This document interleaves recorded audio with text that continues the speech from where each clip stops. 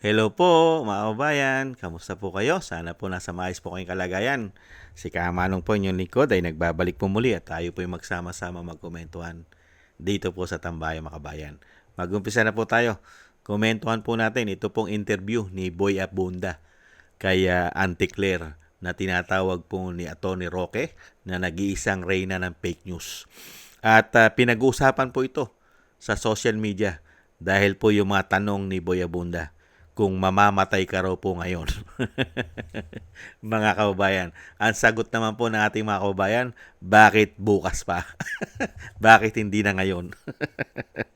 Ito po, painggan po natin at komentuhan po natin. Panoorin po natin yung mga tanong at sagot po ni Auntie Claire kay Boy Abunda.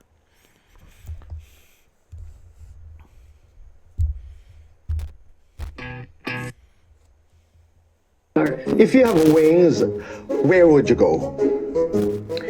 Heaven. Bakit? Siyempre, kailangan ko kausapin si Lord. If you can ask one question to God, what would it be? Can you forgive them? Sa mundo ng politika, kanina kasi you mentioned this, if you can bring someone to heaven, sa langit, sino ang dadalhin mo sa langit? Siyempre, isang tao lang muna, do. Siguro si Pangulong Marcos Jr. Mundo ng politika, kung may madadala ka naman sa impyerno, sino? Si VP Sara din. Bakit? Kasi sabi niya, siya yung magiging presidente sa hell. You are at the gates of heaven, at the pearly gates, and God asks you, Anak, bakit kita papapasukin? What would you say? Kasi I am your child. Sa lahat ng ginagawa mo ngayon, sa palagay mo lang, Claire, mapupunta ka ba sa langit o impyerno? Sa langit. Sa langit! If you have wings, where would you go? Heaven. Bakit? Siyempre, kailangan ko kausapin si Lord. If you can ask one question to God, what would it be? Can you forgive them? Sa mundo ng politika, kanina kasi you mentioned this, if you can bring someone to heaven, sa langit, sino ang dadalhin mo sa langit? Siyempre, isang tao lang muna, do. Siguro si Pangulong Marcos Jr. Mundo ng politika, kung may madadala ka naman sa impyerno, sino? Si VP Sara din. Bakit? Kasi sabi niya, siya yung magiging presidente sa hell. You are at the gates of heaven, at the pearly gates, and God asks you, Anak, bakit kita papapasukin? What would you say? Kasi I am your child. Sa lahat ng ginagawa mo ngayon, sa palagay mo lang, Claire, mapupunta ka ba sa langit o impyerno? Sa langit. Sa langit! If you have a way, Nakita niyo mga matambay, kung matotodas daw po si Claire, saan daw po siya mapupunta? Sa langit daw po, mga kababayan. At sino raw po ang isasama niya sa langit? Mga kababayan, yung kanya pong amo na tinatawag po na bangag. At bongit ng kanyang ate. Di po ba? Yung mga gumagamit po ng pulburon at lulong sa pulburon, lagi po nasa langit yun eh. Wow, heaven! Saan kaya langit pupunta Saan kaya langit pupunta si Auntie Claire? At kakausapin daw niya po. At kakausapin niya raw po ang Panginoon, mga kababayan. At pagdating naman daw po sa impyerno, kung mapupunta siya sa impyerno, sino naman daw po ang isasama niya? Si BP Sara daw po. Si BP Sara naman, mga kababayan. Hiyang-hiya naman po tayo kay Auntie Claire. Alam na alam niya po na sa langit na pala siya pupunta. Kasama po si Bongit. Silang dalawa po ni Bongit, mga kababayan, ay pupunta po ng langit. Dahil po si Bongit ay lagi pong nasa langit. Kung totoo po ang sinasabi ng kanya pong kapatid na ito ay hindi lumulubay sa paggamit ng pulburon, napakadalas po pumunta ng langit ni Bongit na tinatawag pong bangag ng kanyang ate. Kaya po ang tanong natin, gumagamit na rin kaya ng pulburon si Auntie Claire? Ay dahil napupunta na rin po sa langit. At sigurado po siya na siya po sa langit mapupunta. At pagdating naman po sa impyerno, si BP Sara naman daw po dahil doon daw po siya maghaharit magiging presidente. Unbelievable. Nakita niyo po, pati po sa usapin ng langit at impyerno, mga kababayan, idina-down pa rin niya ang Vice President. Talaga po, pagdating po sa kanya, tanging ang Duterte at Vice President ay mapupunta sa impyerno. Samantalang sila po ngayon, kasama po ang kanyang amo ay siguradong sigurado na po sa langit. Bakit kaya? Ano po tingin nila sa langit o sa Panginoon? Kayang suhulan ng mali-maleta? Nasusuhulan po ba ang Diyos ng mali-maletang mga pinagnanakaw? Di umano? At kaya po ba suhulan ng Panginoon na ang pondo ng bawat ahensya ay bilyon-bilyon? Ipanunuhol mo? Ganun po ba? O kaya kayang bilin ang sinasabing pagpunta sa langit kung ikaw ay magdo-donate sa simbahan ng mali-maleta na pera? Nagtatanong lang tayo. Sa bagay, hindi naman po masamang mangarap. Lahat naman tayo may pangarap na mapunta sa langit. Katulad po ni Auntie Claire.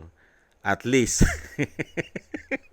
at least inamin niya sa sarili niya na siya ay mapupunta rin ng impyerno.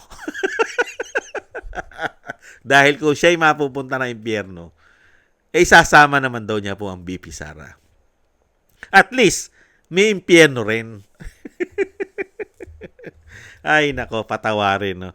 Patawarin ka. Kakamot na lang ulo mo sa mga taong ito, mga kabayan. Pati po, pagpunta sa langit, ay ginagawa pong pambubudol. gusto pong budulin ng Panginoon para po sila'y mapunta sa langit. Ang tanong, tinatanggap po ba sa langit ang number 1 fake news, number 1 sinungaling, number 1 mambubudol? Mga kababayan, tinatanggap po ba sa langit ang ubod na number 1 na mga pagnanakaw na ginagawa at pinahihirapan ng taong bayan at nagkakamatay pa sa mga pagnanakaw na ginagawa nila? Lalong-lalo po ang flood control na ginawa po nilang mga ghost project na ang nagsakripisyo at nagbuwis ng buhay ang mga normal na Pilipino na nagbubuwis, pero sila po ang nakikinabang. Sila po ang mapupunta sa langit. Hiyang-hiya naman tayo, mga kababayan. Sa bagay, marami naman po kasing langit. Hindi po ba? Nabanggit naman po ni Boy Abunda, may langit po kasi na impyerno. Ang bihira. Matatawa ka na lang, mga kababayan. Pagka ganito ng ganito ang i-interviewin ni Boy Abunda, mga kababayan, pati po sa pagpunta ng langit, kabisado at alam na alam niya na mapupunta na siya. Yan po, mga kababayan. Ano pa po ba ang ikukomento natin dahil papunta na po sa langit si Claire Castro? Kaya nga po sabi ng mga Pilipino, bakit pinagtatagal pa? Hindi pa ngayon. Pumunta na siya sa langit, hindi pa ngayon, mga kababayan. Kaya po, ang sinasabi ng ating mga kababayan, hindi kaya ito'y bangag nung ini-interview ni Boy Abunda. Kaya feeling niya siya'y nasa langit na, wow, heaven. Hindi kaya bangag din nung ini-interview, mga kababayan.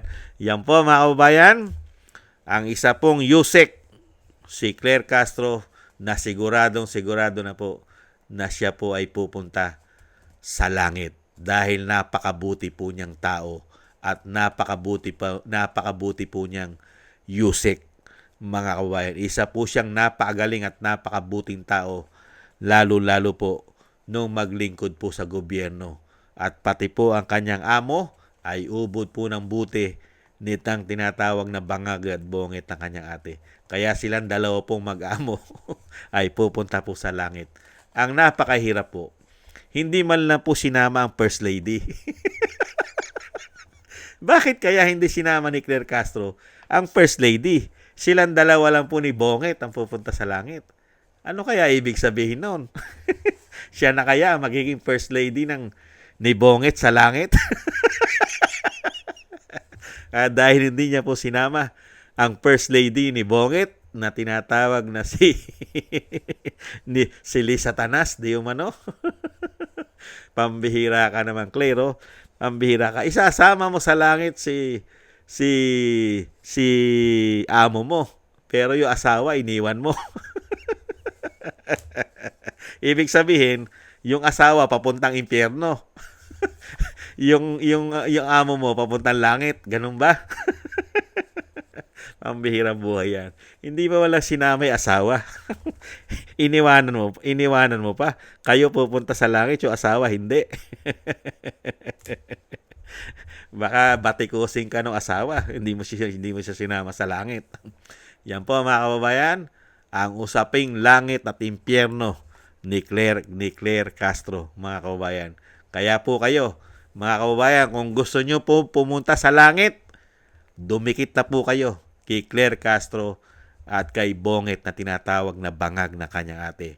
Sumama na po kayo kay Claire Castro at kay Bonget. Sigurado po, mapupunta rin po kayo sa langit. Kaya nga lang po, yung langit na pupuntahan nila, baka po ang kumukulo doon ay asupre. Hindi kaya. Maraming salamat po mga kababayan sa nagusto po natin tambayan mga kababayan sa YouTube at TikTok. At ganun din po sa ating mga subscribers. At sa ating po mga kababayan, sa inyo po naman nagko-comment, like, share, and subscribe. At sa patuloy po nagsusubscribe, mabuhay po kayo. At thank you po sa inyo.